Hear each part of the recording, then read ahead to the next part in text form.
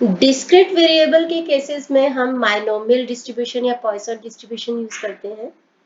Discrete variable वो होता है जो कि इस फॉर्म में होता है, जैसे प्रोबेबिलिटी ऑफ 3 सक्सेसेस या प्रोबेबिलिटी ऑफ 10 और मोर या लेस देन 5। कई बार वेरिएबल कॉन्टिन्यूस फॉर्म में होता है, जैसे डेसिमल में होता है, तो उस केस में हम बायनोमियल या पॉइसन को यूज नहीं कर पाते।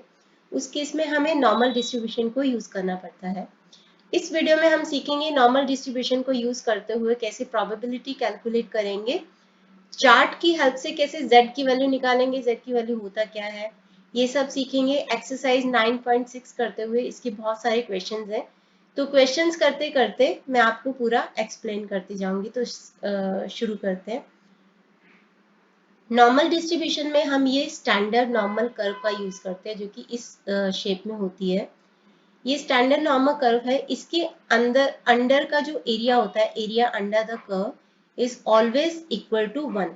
ये जो लाइन होती है कर्व की, ये एक्स एक्सिस को टच नहीं करती, जस्ट उसके पास से होती है। तो इसके अंडर का जो एरिया होता है वो होता है 1। और हमारे पास डिफरेंट z की वैल्यूज आएंगी, उसके बेसिस पे हमें वो एरिया बताना पड़ेगा और एरिया ही हमारी प्रोबेबिलिटी होगा।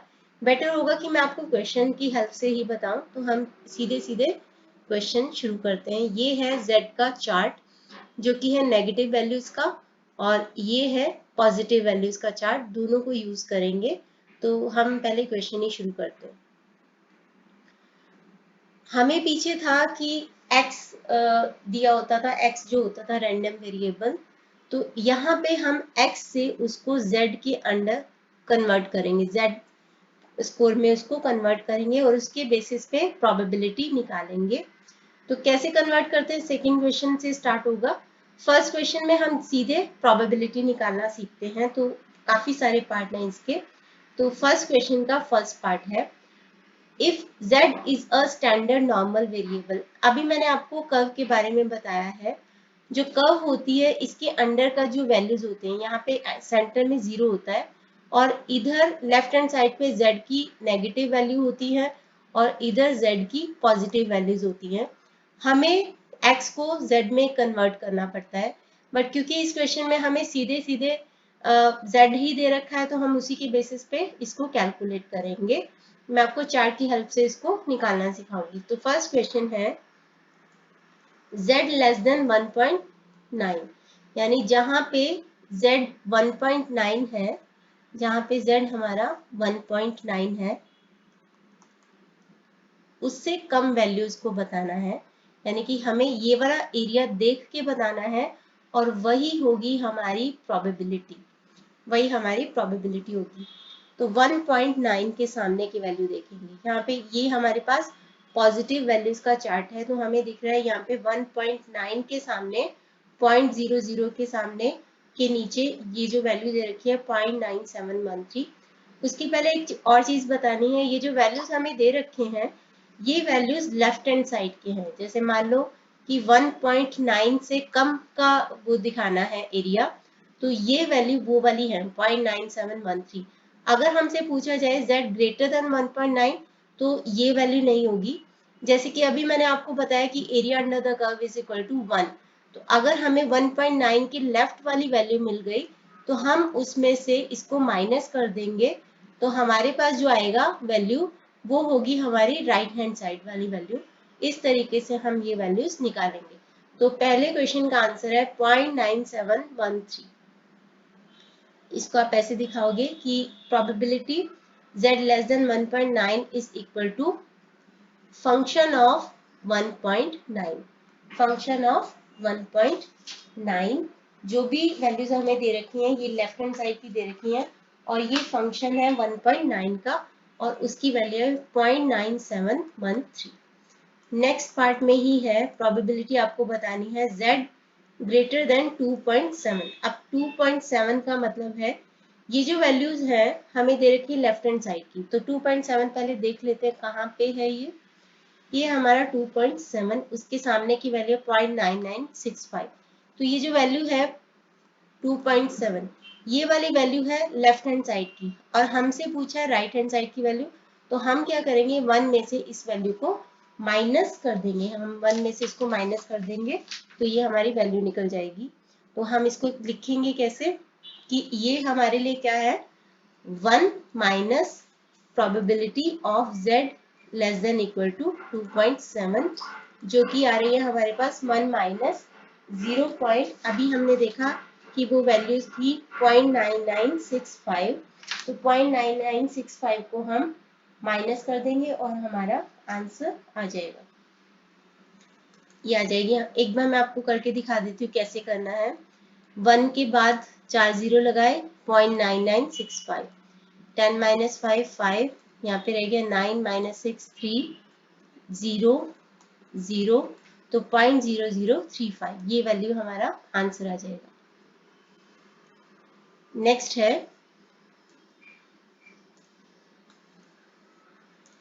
है इसका 0.0035, ये आंसर आ गया। नेक्स्ट है probability of z less then minus 0.84। इसको करने के दो तरीके हैं, या तो हम माइनस वाले चार्ट पे जाएं या फिर प्लस वाले चार्ट से भी निकाल सकते हैं। तो पहले मैं माइनस वाले चार्ट से आपको दिखाती हूँ कि कैसे करते हैं।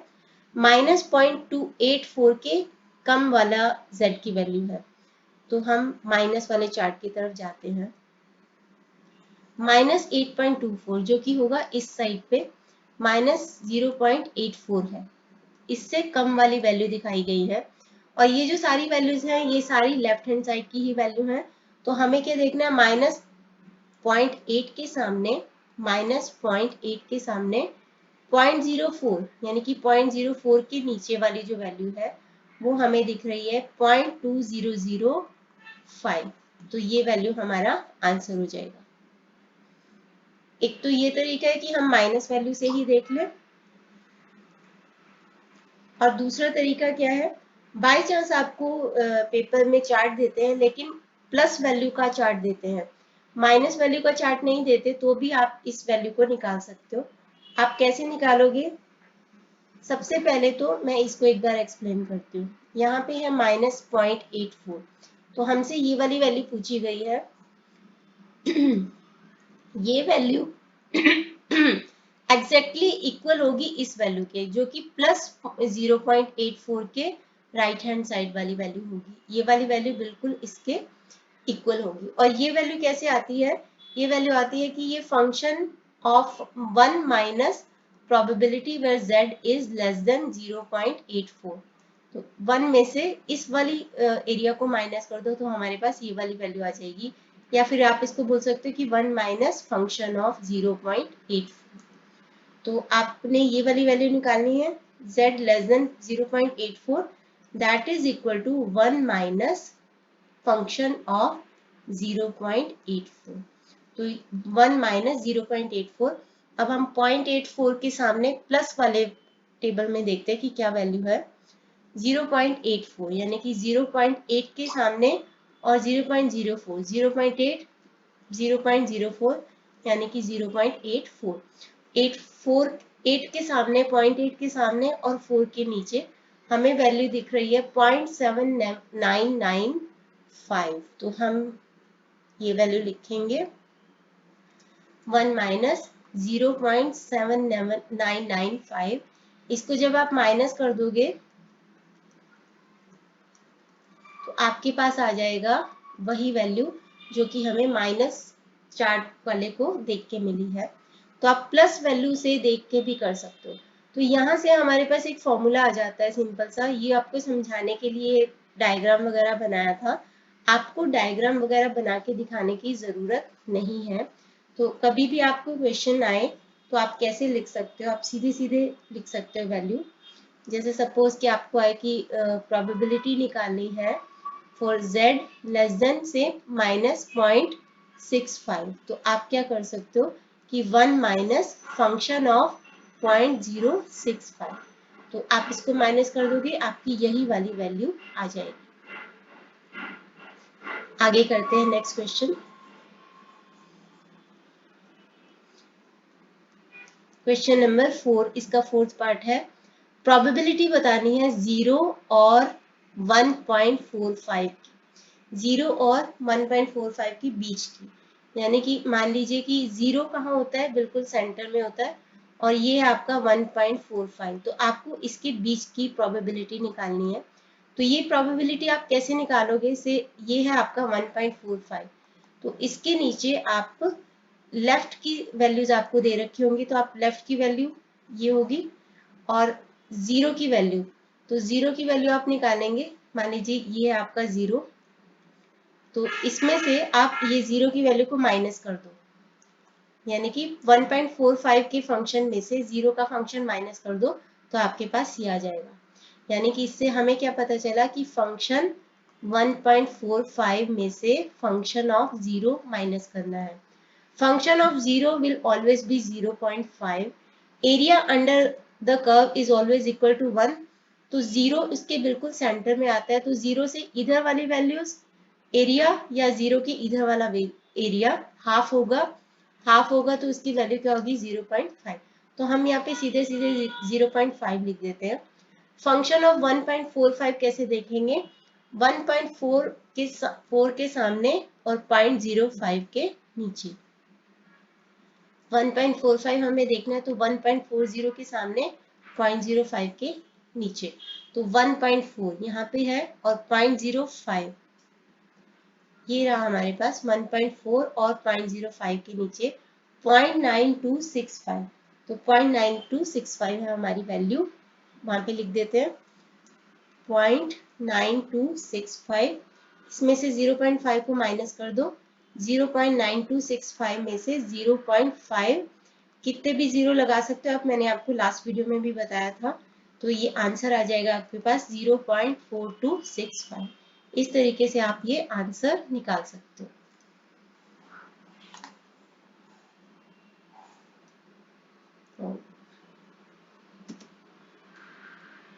आगे करते हैं, नेक्स्ट है probability of z greater than -0.57। तो -0.57 दोनों चार्ट से मैं आपको बता रही हूँ, -0.57। तो हमें निकालनी है, यहाँ पे होगा -0.57, हमें इससे ग्रेटर नंबर की प्रोबेबिलिटी निकालनी है। हमें ये जो वैल्यूज दे रखे होते हैं, ये वैल्यूज दे रखे होते हैं लेफ्ट हैंड साइड के, तो 1 में से इस वैल्यू को माइनस कर दो, तो आपके पास ये आ जाएगा। ठीक है, तो -0.57 हम देखते हैं कहाँ पे है, -0.5 के सामने और 0.07 के नीचे, ये रहा 0.2843। तो हम इसमें से 0.2843 को माइनस कर देंगे, तो आपके पास आंसर आ जाएगा 1 माइनस 0.2843, ये आ जाएगा आपके पास 0.7157। यही होगा आपका आंसर। मैंने आपको बोला कि माइनस में से दिखाया, अभी हम प्लस वाले चार्ट में से देखते हैं कि प्लस वाले चार्ट में कैसे करते हैं। तो हमारा नंबर है -0.57। मैंने अभी आपको बताया कि -0.57 ये जो वैल्यू है, अगर इधर 0.57 हो, इस वैल्यू के बराबर होगी, और ये वैल्यू क्या है, 1 माइनस फंक्शन ऑफ 0.57। तो उस तरीके से हम करते हैं इसको। तो 0.5 के सामने और 0.07 के नीचे, 0.5 के सामने और 0.7 के नीचे, तो ये वैल्यू आ जाएगी आपके पास 0.7157। एक मिनट, वैल्यू हमसे पूछी थी राइट हैंड साइड वाली, ये वाली वैल्यू पूछी गई थी, तो ये वैल्यू किसके बराबर होगी, ये वैल्यू बराबर होगी इसके प्लस वाले चार्ट में। हमसे ये वाली वैल्यू पूछी गई थी, तो ये वाली वैल्यू किसके बराबर होगी, 0.57 इधर वाली वैल्यू के बराबर होगी। इसके लेफ्ट वाली वैल्यू इधर के बराबर होगी, और ये राइट वाली वैल्यू इसके बराबर होगी। यानी कि ये क्या होगा, फंक्शन ऑफ 0.57, और फंक्शन ऑफ 0.57 है हमारा, यहाँ पे हमने अभी देखा 0.57, 0.5 के सामने 7 के नीचे 0.7157। तो आप दोनों तरीके से ये वैल्यू निकाल सकते हो, आपका आंसर सेम आएगा। तो अभी मैंने दोनों तरीके से आपको बता दिया है। अब हम माइनस वाला चार्ट यूज नहीं करेंगे क्योंकि बहुत टाइम वेस्ट हो जाता है और बहुत सारे क्वेश्चंस है इसके। आई होप आपको अभी तक समझ में आ गया होगा कि कैसे करना है। अब मैं इसका अगला क्वेश्चन कर रही हूँ जो कि है 6th पार्ट, प्रोबेबिलिटी -1.3 और 2.4 के बीच में, यानी कि function of 2.4 minus function of -1.3। तो function of 2.4 minus function of -1.3 क्या होता है? 1 माइनस फंक्शन ऑफ 1.3। तो यहाँ पे हो जाएगा आपके पास फंक्शन ऑफ 2.4 -1, बाहर माइनस है तो अंदर का साइन प्लस हो जाएगा 1.3। तो बस आपको प्लस वाले चार्ट में देखते जाना है। तो 2.4 की वैल्यू देखेंगे और 1.3 की वैल्यू देखेंगे और उसमें से -1 कर देंगे। तो 2.4 के सामने की वैल्यू देख लेते हैं। 2.4 यानी कि 2.0 के सामने 2.0 के सामने 0.04 के नीचे वाली वैल्यू देखेंगे। 0.04 के नीचे वाली वैल्यू है 0.9793 और 0.9793 और दूसरी वैल्यू थी हमारी दूसरी वैल्यू थी 1.3। 1.3 यानी कि 1.0 के सामने 0.03 के नीचे 0.8485 0.8485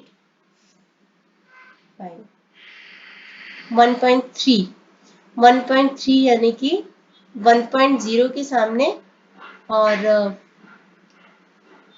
0.03 तो फिर ये हो जाएगा 1.03 हो जाएगा 1.3 के सामने 1.3 के सामने, क्योंकि 1.0 और 0.03 क्या हो जाता है आपका 1.03 हो जाता है। हमें चाहिए 1.3, तो सीधा 1.3 के सामने कौन सी वैल्यू है 0.9032 0.9032। ये मैं नीचे इसलिए लिख रही हूँ ताकि मुझे दिख जाए वो क्वेश्चन करते करते। आई थिंक अभी भी नहीं 0.9793 एंड 0.9032 हम यहाँ पे लिख लेंगे 0.9793 -1 और ये था क्या था 9032। एक मिनट 2.4 की भी वैल्यू सही है क्या? 2.4 की वैल्यू थी 0.9918।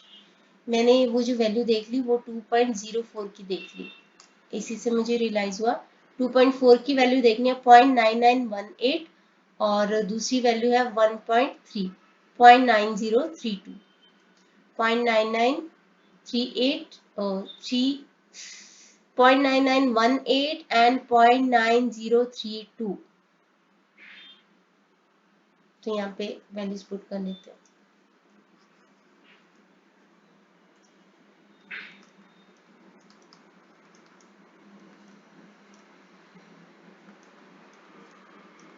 इन दोनों को ऐड कर दो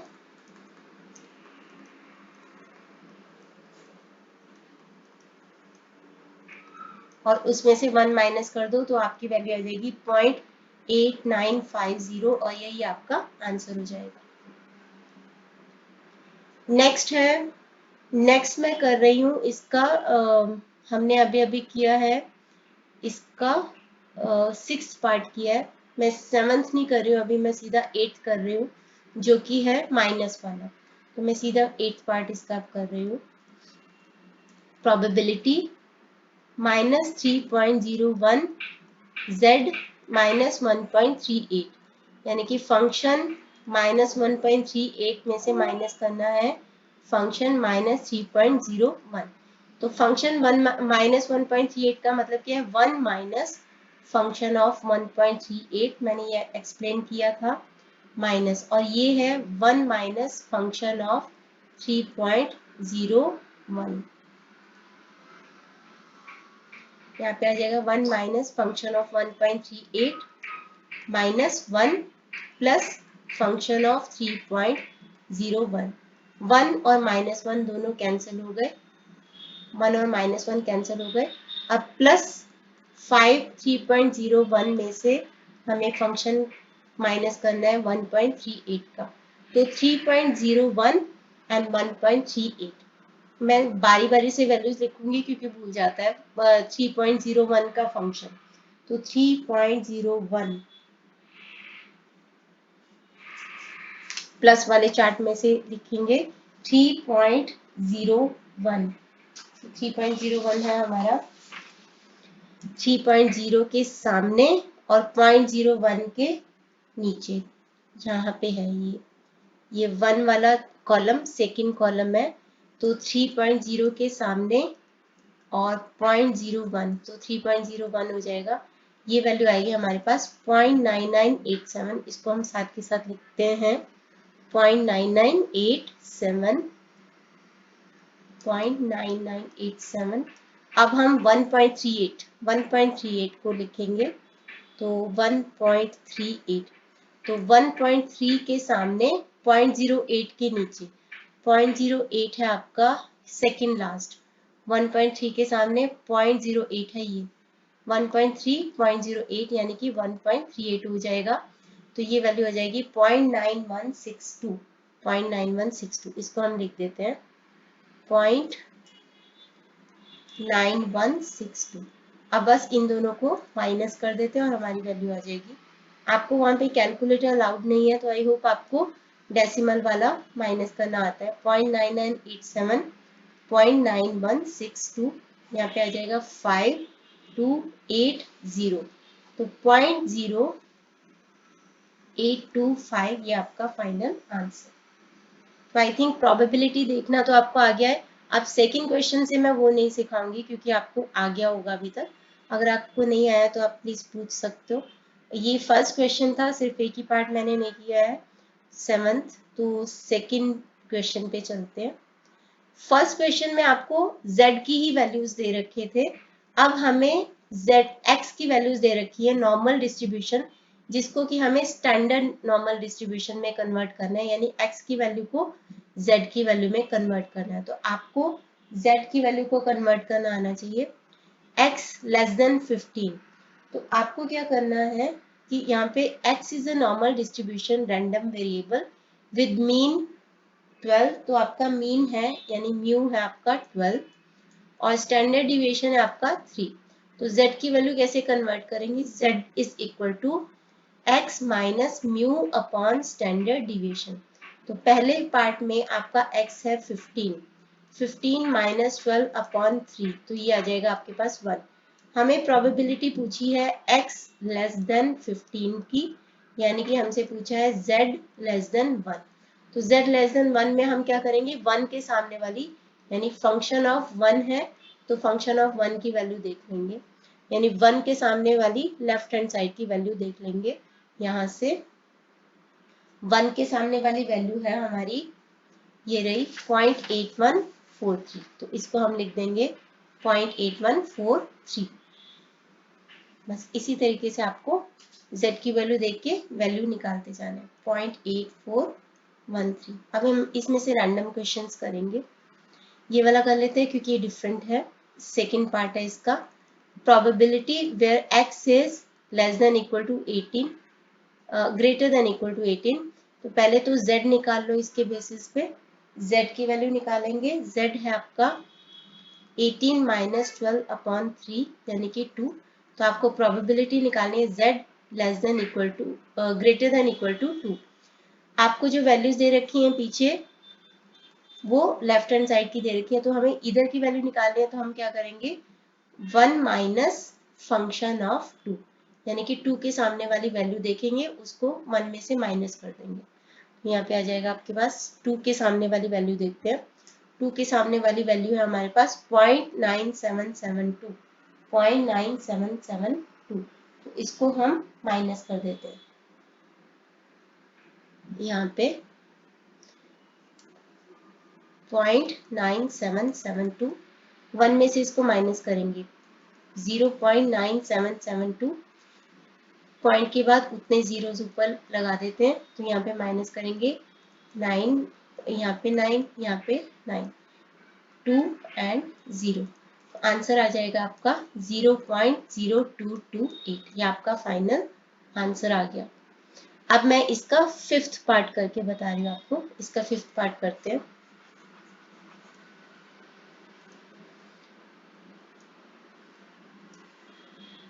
तो फिफ्थ पार्ट, प्रोबेबिलिटी निकालनी है आपको 12 एंड 21। पहले तो इन दोनों को चेंज कर दो, z की वैल्यूज में चेंज कर देते हैं। तो z क्या होगा, अगर x 12 है तो 12 माइनस म्यू, म्यू क्या आपका 12 अपॉन 3, यानी कि z हो जाएगा 0। और अगर ये 21 है तो 21 minus 12 mu upon standard deviation, 9 upon 3 क्या हो जाएगा 3। यानी कि हमें प्रोबेबिलिटी निकालनी है 0 और 3 के बीच में, मतलब कि फंक्शन ऑफ 3 में से फंक्शन ऑफ 0 को माइनस करना है। फंक्शन ऑफ 0 की वैल्यू मैंने अभी आपसे बताया 0.5 होगी, तो फंक्शन ऑफ 3 देख लेते हैं कितना है। फंक्शन ऑफ 3, तो यहाँ पे आ जाएगा आपके पास 3 निकालेंगे इधर से। मैं इसको थोड़ा सा क्लीन कर देती हूँ क्योंकि काफी मैसी सा हो गया।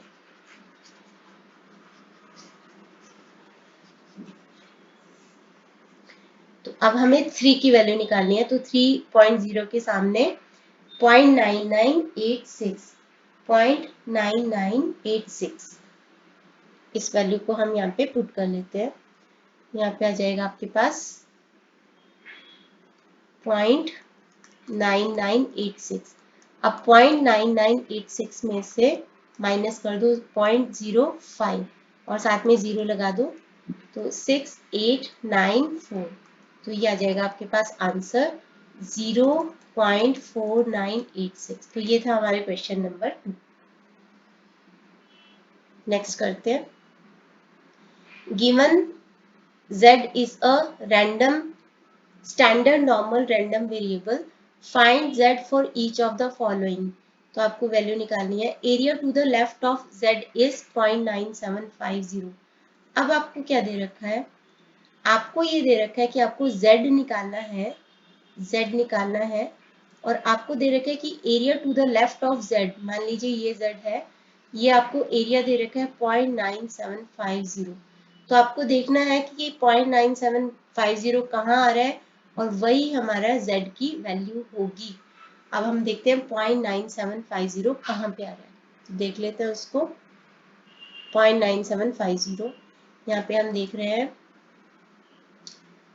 ये है हमारा 0.9750, जो किसके सामने है, 1.9 के सामने है, और किस कॉलम के नीचे है, 0.06 कॉलम के नीचे है। तो 1.9 एंड 0.06, तो z की वैल्यू क्या हो जाएगी 1.96। बस ऐसे ही करते जाना है आपको इसमें, 1.96, तो z की वैल्यू आ जाएगी आपकी 1.96। ये था हमारा फर्स्ट का आंसर। सेकंड में क्या है, area between 0 and z is 0.4750। 0 and z, तो फंक्शन ऑफ z में से फंक्शन ऑफ 0 माइनस किया तो आपका आ रहा है 0.4750, क्योंकि यही होता है ना, प्रोबेबिलिटी बिटवीन 0 एंड z करते हैं तो क्या करते हैं, function of z minus function of 0। आपको पता है कि फंक्शन ऑफ 0 क्या है, 0.5 है। तो अब हम इस 0.5 को इधर लेके आते हैं, 0.4750 में 0.5 को ऐड कर दो, ये आ गया आपके पास 0.9750। तो ये किसका फंक्शन है, मतलब किस वैल्यू के अंडर आएगा। आप फर्स्ट क्वेश्चन की तरफ देखो तो यही हमारा आंसर है। 0.9750 कहाँ पे आ रहा था, 1.9 के सामने और 0.06 के नीचे, तो z की वैल्यू क्या हो जाएगी 1.96। ये हमारा सेकंड। थर्ड है, area to the right of z is 0.1314, यानी कि जो भी z है हमारा, उसके राइट का एरिया है 0.1314। तो ये तो हो गया 0.1314 राइट का एरिया। तो अगर हमें फंक्शन ऑफ z निकालना है तो हम क्या करेंगे, ये है हमारा 1 में से फंक्शन ऑफ z करके हमारा आ रहा है 0.1314 आ रहा है। तो हम क्या करते हैं, इस 0.1314 को इधर लेके जाते हैं तो हमारी z की वैल्यू आ जाएगी, क्योंकि ये जो एरिया है, ये एरिया अंडर द कर्व 1 में से इधर का एरिया जो कि हमें क्वेश्चन में चार्ट में दिया हुआ माइनस करके आ रहा है, तो हम 1 माइनस 0.1314 को इधर कर लेते हैं और यहाँ से हमारी z की वैल्यू आ जाएगी 1 में से माइनस कर लेते हैं 0.1314, ये आ रहा है हमारे पास 0.8686। तो अब हमें क्या देखना है कि 0.8686 कहाँ पे आ रहा है, बस वही हमारा आंसर हो जाएगा। 0.8686 देख लेते हैं।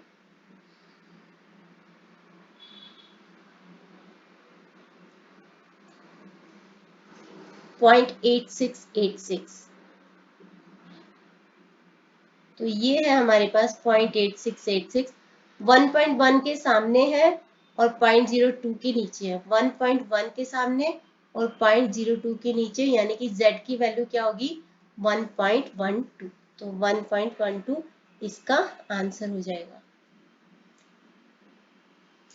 तो यहाँ पे this value appears at z 1.12, तो हमारा z आ जाएगा आंसर 1.12। ये हो गया हमारा क्वेश्चन नंबर 3 कंप्लीट। आगे बढ़ते हैं।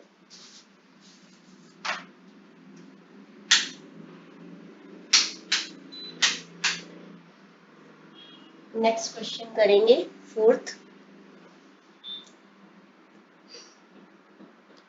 ऐसे ही अगले वाले क्वेश्चंस हैं। मैं 4th पार्ट इसका छुड़वा रही हूँ क्योंकि सेम ही है। z की इधर वाली वैल्यू आपको दी हुई है, तो आप इधर वाली वैल्यू क्योंकि आपको चार्ट में दी हुई है, तो 0.3300 को माइनस कर दो, तो जो भी वैल्यू हमारे पास आएगी ये वैल्यू आएगी। आपको देखने की ये कहाँ पे है और वही z का आंसर होगा। मैं ये वाला पार्ट ऑल्दो करा देती हूँ। Area between -z and z is 0.9030। मैं इसको एक बार करा देती हूँ। Area between -z and z is 0.9030। तो इसको कैसे करेंगे, फंक्शन ऑफ z में से फंक्शन ऑफ -z को माइनस कर दो, तो 0.9030 आना चाहिए। और जैसे कि आपको पता है कि फंक्शन ऑफ -z क्या होता है, 1 माइनस फंक्शन ऑफ z, 0.9030।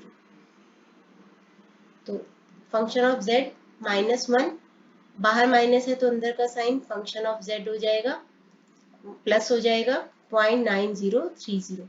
ये आ गया आपके पास 2 फंक्शन ऑफ z, -1 को आप इधर ले आओ तो प्लस हो जाएगा 1.9030।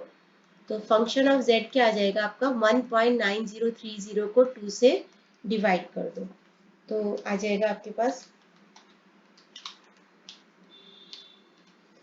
0.9515। अब बस आपको ये देख लेना है कि ये वैल्यू कौन सी जगह पे आती है, वही आपके z का आंसर हो जाएगा। 0.9515 देखते हैं कहाँ पे है। 0.9515, इसको एक बार फिर से थोड़ा इरेज कर देते हैं। 0.9515 हमें देखना है और ये आ रहा है हमारे पास, ये रहा 0.9515, 1.6 के सामने आ रहा है और कॉलम है इसका 0.06, कॉलम है 0.06, तो z की वैल्यू क्या हो जाएगी 1.66 और यही हमारा आंसर। तो आंसर आ जाएगा हमारे पास 1.66। तो आंसर आ जाएगा क्योंकि दिस वैल्यू अपीयर्स एट 1.66, तो ये आंसर आ जाएगा। आई थिंक मैंने काफी सारे क्वेश्चन आपको करा दिए कि कैसे वैल्यूज देखते हैं। अब आगे के क्वेश्चंस कर लेते हैं क्योंकि इसके 15 क्वेश्चंस हैं, तो हम आगे के क्वेश्चंस करते हैं अभी। For a certain type of laptops, the charging time of batteries is normally distributed with mean 50 hours and standard deviation 15 hours। तो आपका mean यानी mu है 50 and standard deviation है आपका 15। Utkarsh has one of these laptops. Find the probability that charging time of battery will be between 50 and 70 hours। तो आपको निकालना है चार्जिंग टाइम बिटवीन 50 एंड 70, यानी कि x है आपका 15 और 70 के बीच में। तो आप यहाँ से z की वैल्यू निकाल लोगे, z में कन्वर्ट करना होता है, तो 50 माइनस म्यू क्या आपका 50 अपॉन स्टैंडर्ड डिविएशन क्या आपका 15, और यहाँ पे लिख दो z और यहाँ पे है 70, तो 70 minus mu 50 upon standard deviation, ये आ जाएगा आपका प्रोबेबिलिटी ऑफ 0 z, यहाँ पे आ जाएगा 20 अपॉन 15, तो 1.33। तो मतलब आपको निकालना है फंक्शन ऑफ 1.33 में से फंक्शन ऑफ 0 माइनस कर देना है।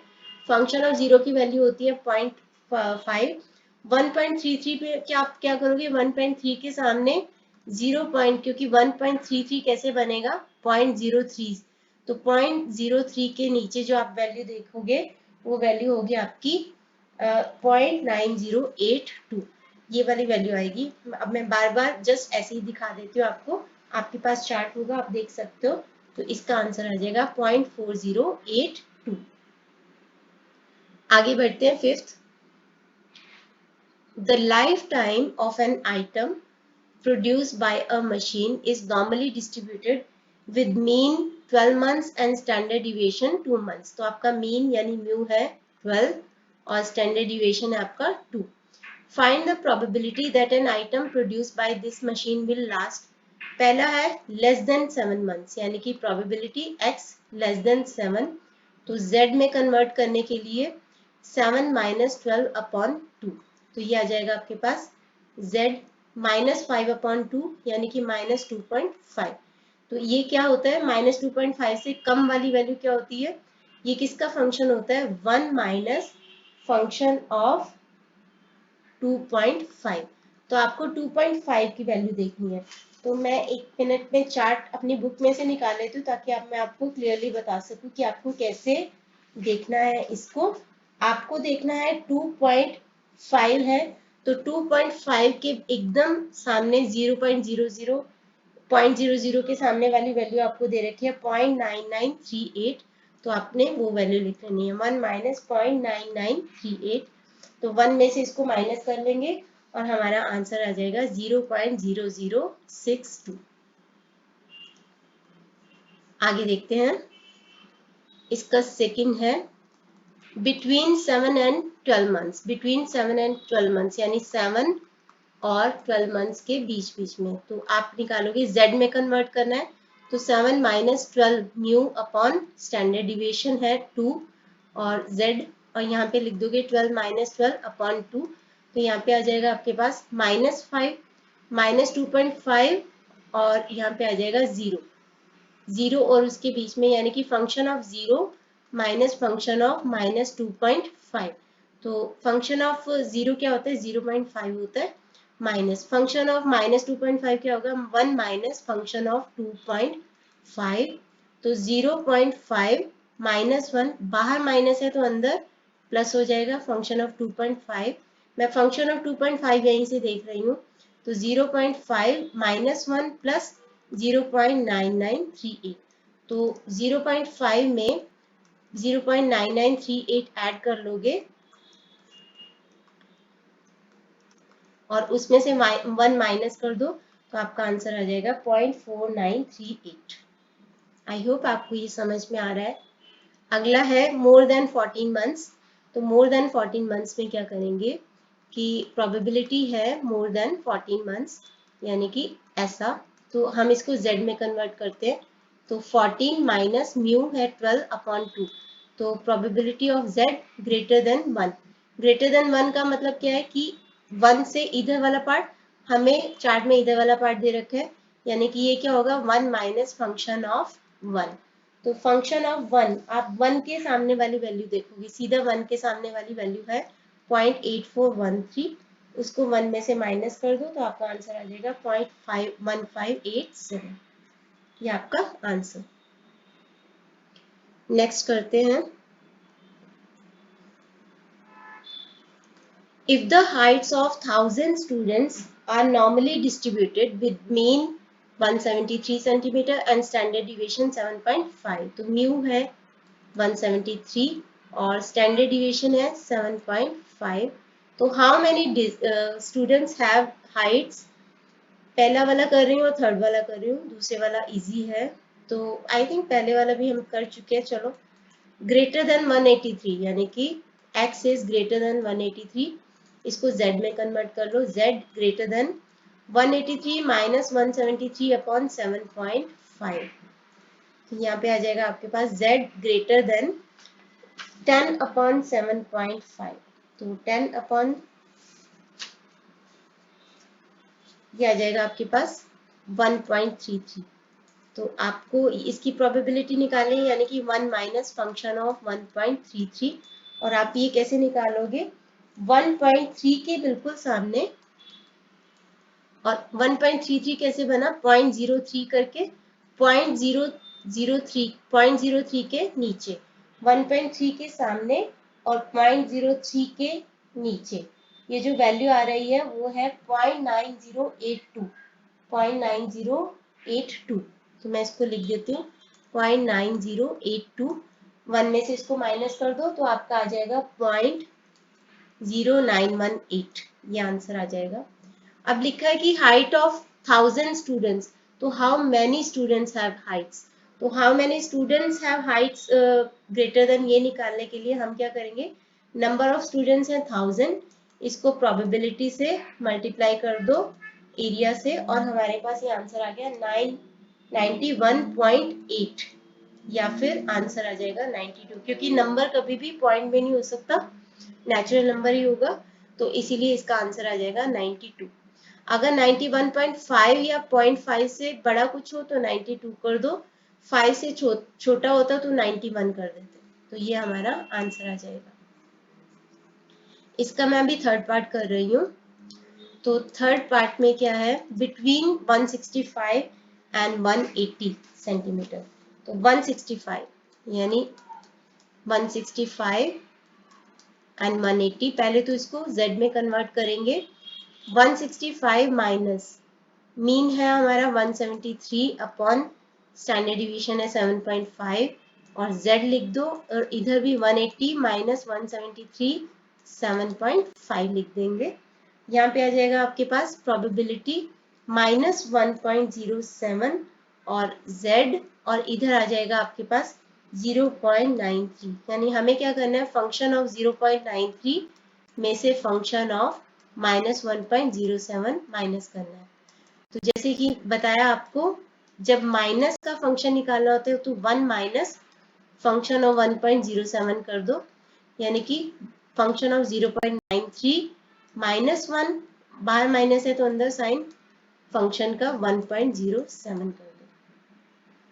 तो 0.93 का फंक्शन देखने के लिए 0.9 के सामने और 0.03, 0.93 कैसे बना, 0.9 के सामने 0.03 के नीचे, 0.9 के सामने 0.03 के नीचे जो वैल्यू आएगी वो वैल्यू है आपकी 0.8238।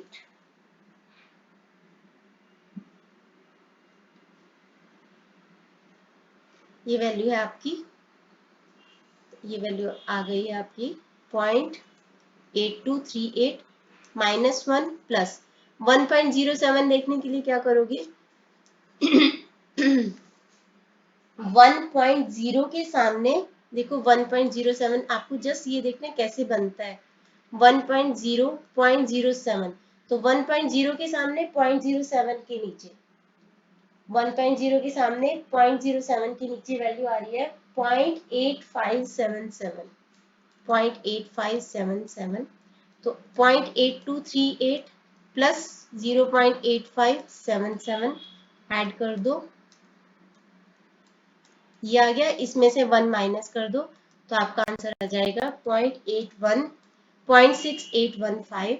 इसको 1000 से मल्टीप्लाई कर दो तो आ गया आपके पास 681.5 स्टूडेंट्स, या फिर 682, ये आपका आंसर आ गया।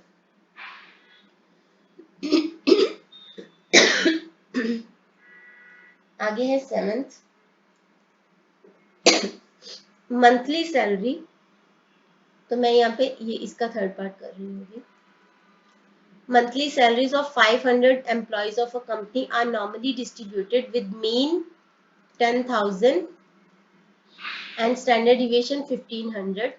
So how many employees have salaries between 9,000 and x है ये 14500, इसको z में कन्वर्ट करना है तो क्या करेंगे 9000 minus mu upon standard deviation आपका 1500 और ये हो गया आपका z, और ऐसे ही 14,500 माइनस 10,000 अपॉन 1500, तो यहाँ पे आ जाएगा आपके पास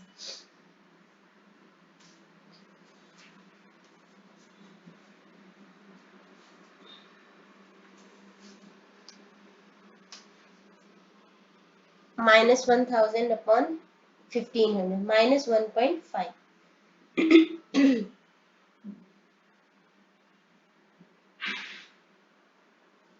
माइनस 1.5,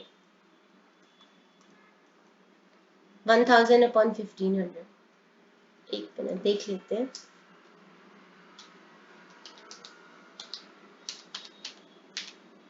पॉइंट 1500 अपॉन 1000 सोच लिया, तो माइनस 0.67, और इधर आ जाएगा 4500 अपॉन 1500, ये तो आ जाएगा 3।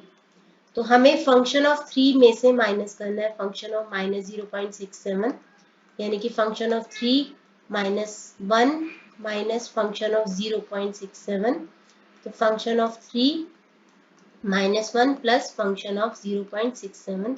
तो आपको क्या करना है, 3 के सामने वाली 0.00 के सामने की वैल्यू देख लेनी है, और वो वैल्यू है आपकी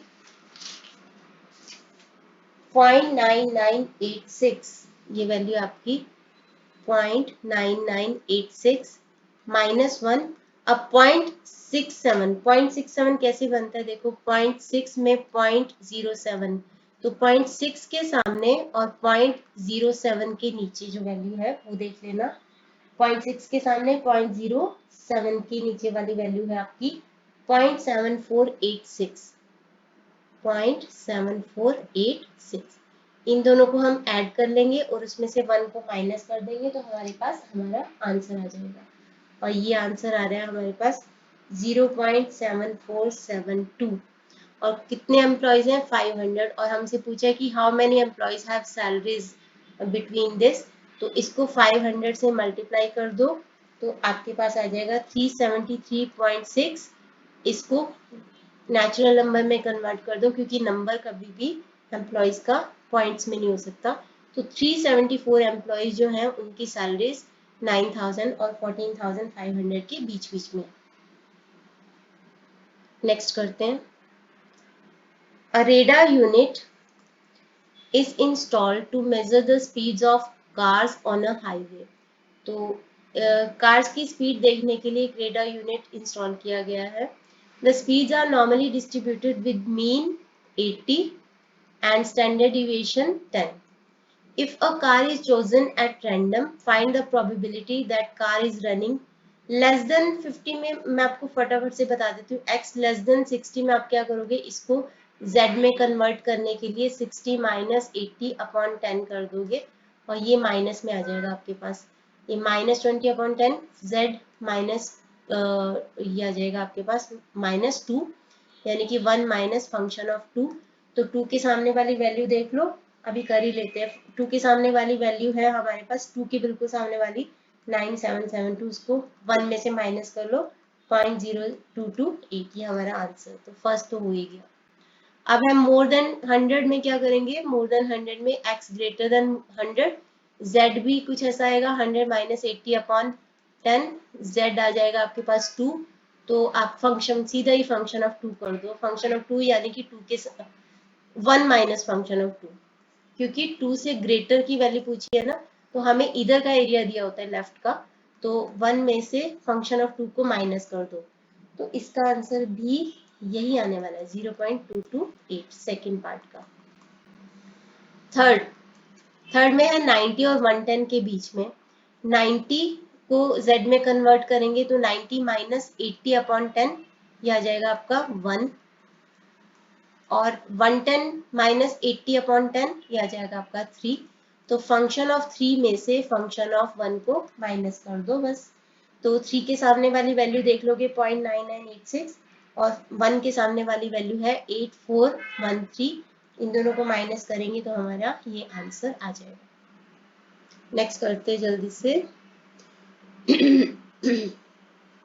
The test scores of university entrance test are normally distributed with mean 500 marks. Mean है आपका यानी म्यू है आपका 500 और स्टैंडर्ड डिविएशन है आपका 100. A student can get admission if he scored marks better than at least 70% student. एक student को तभी एडमिशन मिलेगा अगर उसके मार्क्स 70% बच्चों से ज्यादा आएंगे यानी 70% परसेंटाइल. तो student is selected at random and known to have a score of 585. तो एक स्टूडेंट के मार्क्स आए 585. तो find whether the student will get admission और नॉट. तो यहाँ पे पहले तो z को x को z में कन्वर्ट करने के लिए यहाँ पे हम कर देंगे 85 अपॉन 100 0.85. तो हमें पता क्या लगाना है कि कितने बच्चों ने क्या 70% बच्चों ने उससे कम मार्क्स लिए हैं. तो हमें पहले देखना पड़ेगा इससे कम कितने बच्चों के मार्क्स आए हैं. तो 0.85.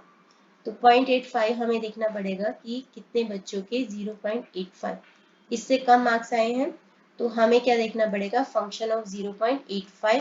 तो क्या करोगे आप 0.8 के सामने 85 कैसे बना 0.05 के नीचे 0.8 के सामने 0.05 के नीचे वाली वैल्यू देख लो. ये आ रही है 0.8023. ये आ रही है 0.8023 और यही है हमारा आंसर. तो कितने परसेंट बच्चों ने इसको परसेंट में कन्वर्ट करने के लिए 100 से मल्टीप्लाई कर दो. तो 80.23% बच्चों ने उससे कम मार्क्स लाए हैं. तो दैट मीन्स 70% चाहिए था कि 70% से ज्यादा लेके आए. वो 80% बच्चों से ज्यादा मार्क्स लेके आया है तो उसको एडमिशन तो मिल जाएगा. ये था हमारा क्वेश्चन नंबर 9. 10 करते हैं. Question number 10. In a car manufacturing plant, the time taken to assemble a car is normally distributed with mean 18 hours. यानी कि कार को असेंबल करने के लिए उसके पार्ट्स को असेंबल करने के लिए एवरेज 18 आवर्स लगते हैं और स्टैंडर्ड डिविएशन आपका 1.5. If a car manufactured in that plant is selected at random, to find the probability that it is assembled in less than 16. तो less than 16 कर लेते हैं. less than 16 में क्या होगा पहले तो इसको z में कन्वर्ट कर लो. 16 माइनस 18 अपॉन 1.5. तो 2 अपॉन 1.5 ये हो जाता है आपका माइनस 1.33 माइनस में आएगा. तो आपको दिखाना है लेस देन यानी कि z लेस देन माइनस 1.33 मतलब 1 माइनस ये क्या होता है फंक्शन ऑफ माइनस 1.33 यानी कि 1 माइनस फंक्शन ऑफ 1.33. तो आपको 1.3 के सामने देखना है और 0.03 क्योंकि 1.33 कैसे आता है 1.3 में 0.03 ऐड करके. तो इसके सामने की जो वैल्यू है वो देखनी है. वो वैल्यू है आपकी 0.9082. तो ये आ जाएगा आपका 0.918 आंसर. ये था इसका फर्स्ट पार्ट. और सेकंड पार्ट है इसका. सेकंड पार्ट आई थिंक आप खुद कर लेना. More than 19 hours. More than 19 पहले z में कन्वर्ट कर दो. 19 माइनस 18 अपॉन 1.5. तो z की वैल्यू आ जाएगी आपके पास 0.67. तो प्रोबेबिलिटी निकालनी है आपको z ग्रेटर देन 0.67 क्योंकि मोर देन है. तो यानी कि फंक्शन 1 माइनस फंक्शन ऑफ 0.67 क्योंकि आपको जो वैल्यूज दिए होते हैं वो लेफ्ट के दिए होते हैं. तो 1 में से इसको माइनस कर दोगे तो आपके पास ग्रेटर वाली वैल्यू आ जाएगी. ये आ रही है आपके पास 1 माइनस 0.6 के सामने 0.07 के नीचे जो वैल्यू है वो है 0.7486. तो 0.7486 माइनस कर दो 0.2514. अब आगे है बिटवीन 18 टू 21. तो आप कर लोगे 18 में इसकी वैल्यू आ गई थी z की 1.33. ठीक है. तो यानी कि माइनस 1.33 18 0 आएगा. थर्ड पार्ट में क्या है कि z की वैल्यू निकाल लो पहले. तो 18 माइनस 18 म्यू 1.5 0 आ गया. और दूसरी z की वैल्यू निकाल लो 21 माइनस 18 1.5 ये आ गया 2. तो z किसके बीच में होना चाहिए 0 और 2 के बीच में यानी कि फंक्शन ऑफ 2 में से फंक्शन ऑफ 0 को माइनस कर दो। फंक्शन ऑफ 0 क्या होता है 0.5, फंक्शन ऑफ 2 के सामने वाली वैल्यू देख लो, तो 2 के सामने वाली वैल्यू है आपकी 0.9772,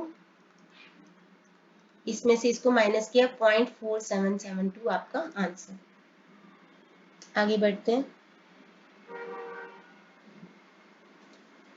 The monthly salaries of workers in a certain factories are normally distributed with mean 5,000 and standard deviation 500. There are 14 workers getting more than 6,500 per month. Find the total number of workers in the factory. ये थोड़ा अलग सा है। There are 14 workers getting more than 6,500. तो पहले तो more than 6,500, यहाँ पे x greater than 6,500 है, तो हम इसको बना लेते हैं z। तो z बनाने के लिए हमें क्या करना पड़ेगा 6,500 माइनस 5,000 अपॉन 500, तो ये आ जाएगा आपके पास z ग्रेटर देन 3, यानी कि 1 माइनस फंक्शन ऑफ 3। तो 1 माइनस 3 के सामने वाली वैल्यू देख लो, 3 के सामने वाली वैल्यू है 0.9986, 1 में से इसको माइनस कर दो तो ये आ जाएगा आपके पास 0.0014। अब आपको बोला गया है कि 14 वर्कर्स हैं ऐसे जिनको की ये सैलरी मिल रही है। हम क्या करते हैं, इसको टोटल नंबर ऑफ वर्कर से मल्टीप्लाई करते हैं, तब हमारा आंसर आता है 14। तो 0.0014 का मतलब है 14 डिवाइडेड बाय डेसिमल के बाद जितने डिजिट है उतने जीरो नीचे लगा देंगे इनटू n 14, 14 कैंसल n 10,000, तो total number of workers will be 10,000। 11th question करते हैं।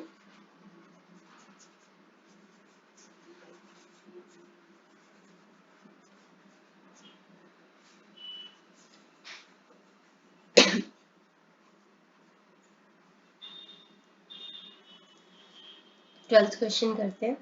If x is normally distributed with mean 10 and standard deviation 1.5, find x such that x greater than 0.0038, x greater than 0.0038, तो मतलब ये आपको probability दे रखी है कि x greater than x is equal to 0.0038। तो ग्रेटर देन वाला एरिया कौन सा होता है, इधर वाला एरिया जो कि आपका 0.0038 है। अगर आप 1 में से इसको माइनस कर दो तो हमारे पास लेफ्ट हैंड साइड का एरिया आ जाएगा जो कि है 0.9962। तो ये एरिया है आपका 0.9962। अब 0.9962 आप देख लो कि कहाँ पे आ रहा है, तो अभी मुझे आपको फिर से एक बार चार्ट दिखाना चाहिए 0.9962 कहाँ पे आ रहा है ये देखने के लिए।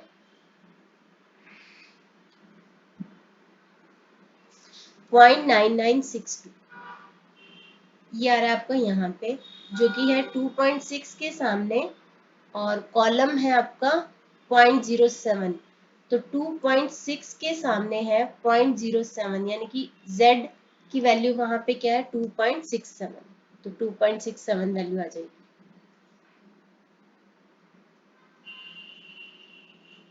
ये जो वैल्यू आ रही है it appears where z is equal to 2.67, तो 2.67 पे आ रहा है।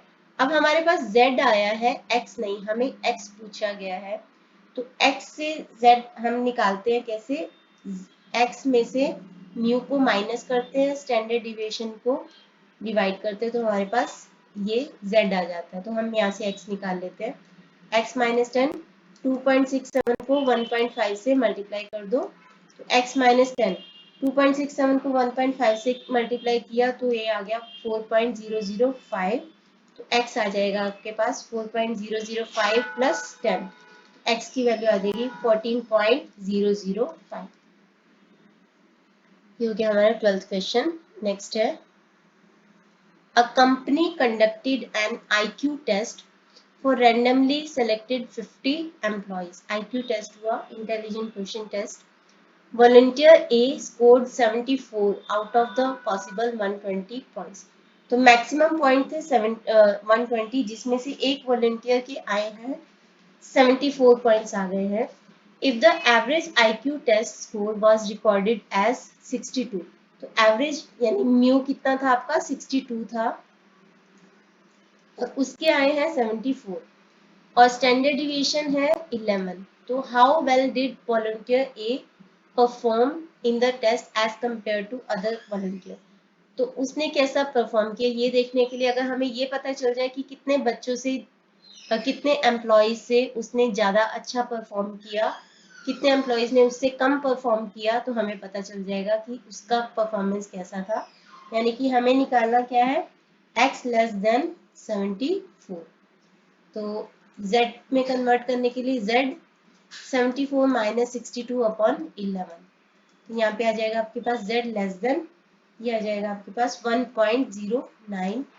तो फंक्शन ऑफ 1.09 देखने के लिए 1.09 कैसे आता है, 1.0.09, तो 1.0 के सामने 0.09 के नीचे जो वैल्यू है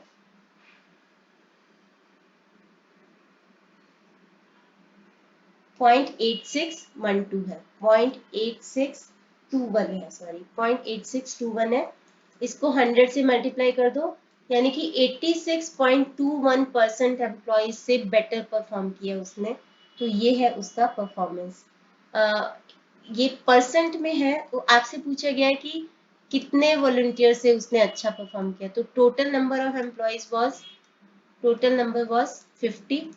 तो ये निकालने के लिए कि कितने एम्प्लॉयज से अच्छे किए, तो आप इसको 86.21%, यानी इससे आप इसको निकाल लो, 86.21% को निकालेंगे तो यहाँ पे आ जाएगा 43.11। तो इसको नंबर को आप डेसिमल में नहीं ले सकते, तो 43 एम्प्लॉयज से बेटर उसने परफॉर्म किया। आगे बढ़ते हैं। 14 सेकेंड लास्ट क्वेश्चन है,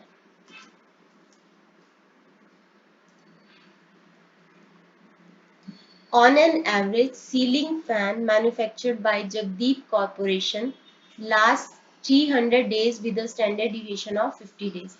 on an average म्यू है आपका 300 और स्टैंडर्ड डिविएशन है आपका 50, कि इतने दिन चलता है एक सीलिंग फैन एवरेज बेसिस पे।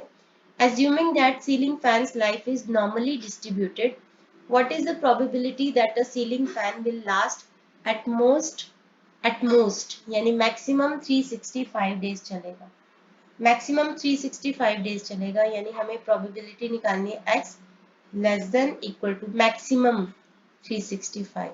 तो हम इसको z में कन्वर्ट करेंगे, 365 माइनस 300 अपॉन 50, यहाँ पे आ जाएगा z less than equal to, यहाँ पे आ जाएगा 65 अपॉन 50 1.3। तो आपको फंक्शन निकालना 1.3 का, तो 1.3 के सामने ही वैल्यू देख लो, 1.3 के सामने जो वैल्यू है वो है 0.9032 और यही आपका आंसर।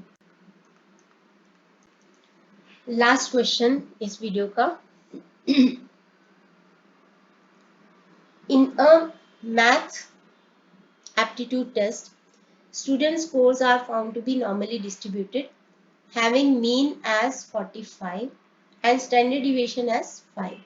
तो what percentage of students have scores more than mean score, तो कितने बच्चों के मार्क्स जो मीन स्कोर है जो कि 45 है, 45 से ज्यादा आए हैं, कितने बच्चों के मार्क्स 45 से ज्यादा आए हैं, तो यानी कि x ग्रेटर देन 45।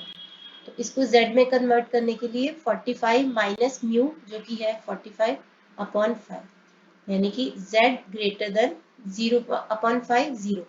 तो 0 का तो हमें देखने की भी जरूरत नहीं है, 0 की लेफ्ट का एरिया हो राइट का एरिया हो दोनों ही क्या होता है 0.5। हमसे पूछा गया है कि कितने परसेंटेज, तो आप इसको 100 से मल्टीप्लाई कर दो, आ जाएगा आपका आंसर 50% जो बच्चे थे उन्होंने 45 से ज़्यादा स्कोर किया है। सेकेंड है बिटवीन 30 एंड 50, यानी कि जब x है 15 और 30 और 50 के बीच में, इसको z में कन्वर्ट करने के लिए minus mu upon standard deviation और 50 माइनस 45 अपॉन 5, तो ये आ जाएगा आपके पास माइनस 15 अपॉन ये माइनस 3 और 5/5 1 के बीच में, यानी कि फंक्शन ऑफ 1 में से फंक्शन ऑफ -3 करना है। तो फंक्शन ऑफ 1 में से फंक्शन ऑफ -3 क्या होता है, 1 माइनस फंक्शन ऑफ 3।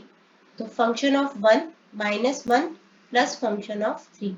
तो फंक्शन ऑफ 1 देखने के लिए आप क्या करोगे, 1 के सामने वाली वैल्यू देख लो, बिल्कुल 1 के सामने वाली वैल्यू जो है 0.0 ये है 0.8413 -1 प्लस फंक्शन ऑफ 3 के लिए 3 के सामने वाली वैल्यू देख लोगे आप 0.9986। तो इन दोनों को आपस में ऐड कर देते हैं और -1 कर देते हैं। 0.8413 0.9986 ऐड कर दो तो 9938.1। इसमें 1 माइनस करेंगे तो हमारे पास आ जाएगा 0.8399। कितने परसेंट बच्चों ने बिटवीन इतना किया, तो 83.99% बच्चों ने, या फिर सीधा आप आंसर लिख सकते हो 84% बच्चों ने 30 और 50 के बीच में स्कोर किया। इसके साथ हमारी वीडियो खत्म होती है, इसके साथ हमारा चैप्टर भी खत्म होता है प्रोबेबिलिटी। तो इन्फ्रेंशियल स्टैटिस्टिक्स है नेक्स्ट चैप्टर 10.1 करेंगे नेक्स्ट वीडियो में। इस वीडियो के लिए इतना ही। Thanks for watching.